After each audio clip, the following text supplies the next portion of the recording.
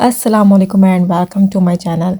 आज का व्लॉग जो है बहुत ज़्यादा एक्साइटेड होने वाला है क्योंकि आज मैं आप लोग को फेरिस व्हील राइड एंजॉय कराने वाली हूँ। फेरिस व्हील राइड आपको पता ही है कि बहुत बड़ा व्हील होता है, उस पर हम बैठते हैं, एंजॉय करते हैं। यहाँ हम टिकट परचेज़ कर रहे हैं, मैं आपको बता दूँ 6 यूरो पर टिकट है और 11 यूरो से ऊपर जितने भी लोग होते हैं उनका 9 यूरो पर एडल्ट टिकट है। और हमने 4 टिकट्स बाई के टोटल 30 यूरो लगे हमारे। थोड़ी महंगाई हो गई है यहाँ, तो फिर हम लोग चल दिए फेरिस व्हील की जो ये झूला होता है, एक डोली सी होती है, इसमें बैठने के लिए।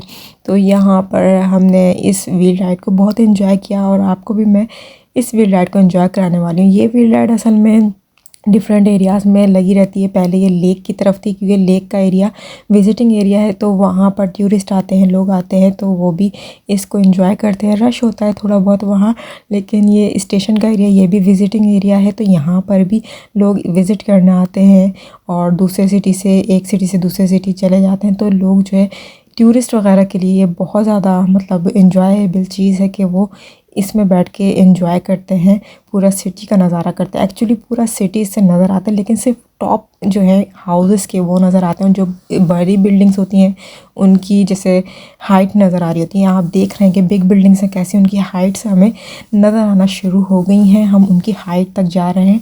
और जो स्मॉल बिल्डिंग्स होती हैं वो हमें कैसे छोटी छोटी सी नज़र आती हैं।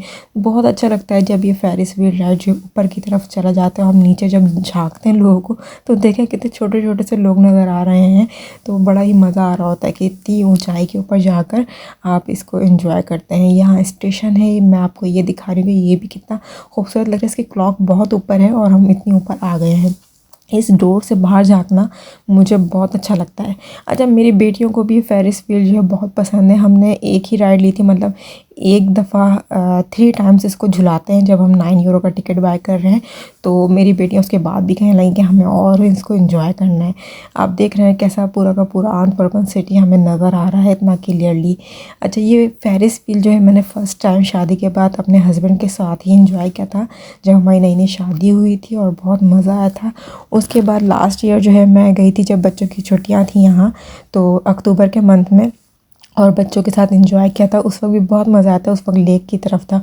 और अभी ये स्टेशन के पास आया तो फिर मैंने हस्बैंड से कहा कि करीब ही है बहुत ज़्यादा, तो हम लोग एंजॉय कराते हैं। वैसे मेरा इरादा था कि मैं समर वेकेशन में बच्चों को लेके जाऊंगी लेक के पास, बट मेरी तबीयत सेट नहीं थी जब, तो मैं लेके नहीं गई, लेकिन मैं अब ज़रूर लेके जाऊँगी। तो यहाँ जो फेरिस व्हील है वो अभी फ़िलहाल स्टेशन के पास लगा हुआ है क्योंकि इन्हें भी कमाई करनी होती है और महंगाई हो गई है, तो हर चीज़ महंगी होती जा रही है। तो यहाँ हमारा फेरिस व्हील जो है वो टॉप पे आ गया, यानी हम बिल्कुल टॉप पे पहुँचे हुए हैं। और टॉप से जब नीचे की तरफ देखते हैं तो बस मज़ा आ जाता है कि इतने इतने से सब लोग, गाड़ियाँ वगैरह सब छोटी छोटी सी नज़र आती हैं, बिल्डिंग्स बिल्कुल सामने से हमारे, ऐसा लगता है कि हम अभी बिल्डिंग के ऊपर जंप कर जाएंगे। बहुत इंजॉय करते हैं सब लोग इस फेरिस व्हील को।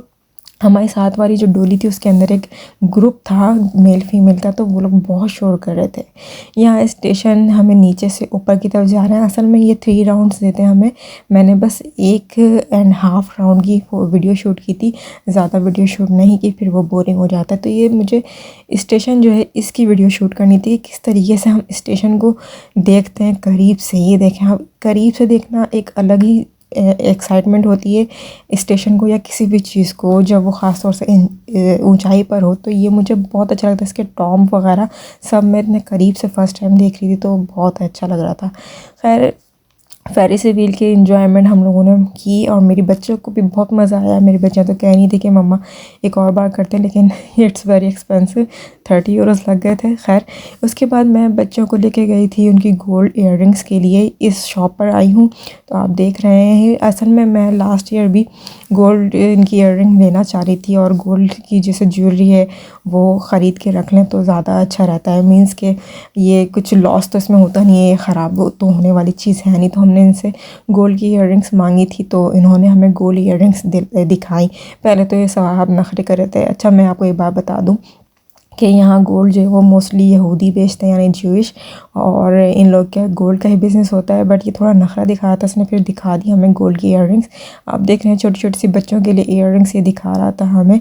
एक्चुअली यहाँ पे हस्बैंड को मेरे कोई ईयररिंग पसंद नहीं आई थी, बहुत सिंपल सी थी, कोई डिज़ाइनिंग इतनी ख़ास नहीं थी, और हस्बैंड के थोड़े नखरे हैं इन चीज़ों में, तो इसलिए ये जो थे हस्बैंड डिसाइड नहीं कर पा रहे थे। फिर मैंने थोड़ा मशवरा दिया कि आप जो है ये रिंग ख़रीद लें, और क्योंकि मैं लास्ट ईयर भी गई थी बच्चों की ईयररिंग्स के लिए, तो मुझे भी कोई ईयररिंग पसंद नहीं आई थी, कोई डिज़ाइन इतना ख़ास पसंद नहीं आ रहा था ईयररिंग्स को। तो मैं आपको दिखाती हूँ हमने कौन सी ईयररिंग बाय की हैं। तो ये बड़ी मैंने ईयररिंग ली है, थोड़ी सी सिंपल सी है, बस मुड़ी थोड़ी सी है थोड़ी। तो मेरे हस्बैंड ये कहते हैं कोई डिज़ाइन है, तो मैंने फिर हस्बैंड को समझाया कि देखें मैं लास्ट ईयर भी यहाँ आई थी, तो कोई ईयररिंग डिज़ाइनिंग की बच्चों की इतनी ख़ास नहीं है। तो ये है असल में थोड़ी सी डिफरेंट डिज़ाइन की छोटी सी। तो मैंने इस तरह से 2 ईयररिंग बाय कर ली। 2 ईयररिंग बाय करने का मकसद ये था कि बच्चियाँ छोटी हैं, अगर हम अभी कहीं लेके जाते हैं उनको पहनाते हैं तो चलें, एक छोटी बेटी के लिए यानी एक बेटी के लिए छोटी वाली ईयररिंग आ जाएगी, लेकिन जो बड़ी वाली ईयररिंग है ये बड़ों के हिसाब की है। तो मैं थोड़ा कंफ्यूज हो रही थी कि छोटी ईयररिंग लूँ या बड़ी ईयररिंग लूँ, तो फिर मैंने एक छोटी एक बड़ी ले ली कि आगे चल के जो है इन दोनों को जो है ज्वाइन करके एक ईयररिंग बनवा लेंगे हम, या टॉप्स बनवा लेंगे।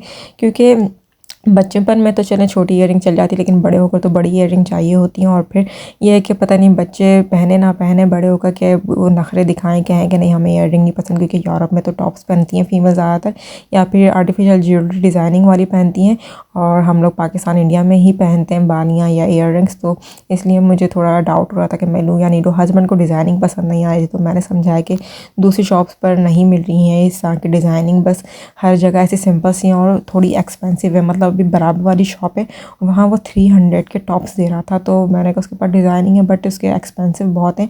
और 150 की जो छोटी वाली ईयररिंग है ना, असल में ये 150 की हर जगह पे मिल रही है। मैंने हस्बैंड को यही समझाया कि गोल्ड के प्राइस तो वैसे भी इंक्रीज़ होते जा रहे हैं, यही बाय कर लें, क्योंकि यहाँ पे इसके पास चॉइस नहीं थी, शायद लोग ख़रीदते नहीं हैं अभी ज़्यादा, तो ये सस्ती भी दे रहा है। तो मैंने हस्बैंड को ये कहा कि इनको ही बाय कर लें, गोल्ड के प्राइस जो वो इंक्रीज़ हो रहे हैं, तो ये एक इन्वेस्टमेंट है।